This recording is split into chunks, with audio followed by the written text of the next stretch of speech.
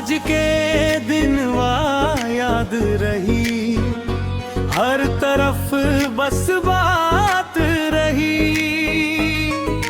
Yes भाई के नाम से आज खुशियां वाली रात रही।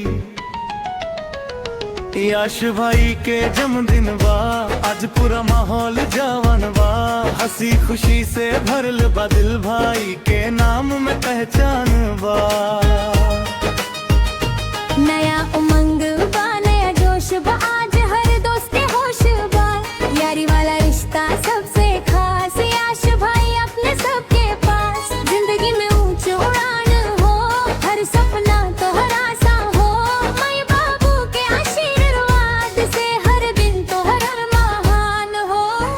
आज ना कोई रोक सके, आज ना कोई टोक सके।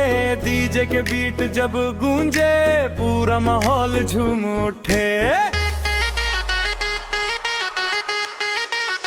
ओ भाई यश भाई, हाँ गूंजे चारों ओर। आज के रात याद रहे, मस्ती होवे भरपूर।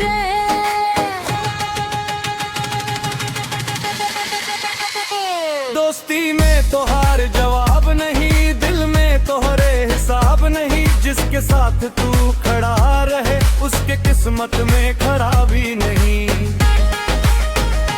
हंसत रहा तू हरदम भाई, दूर वो हो हर परेशानी।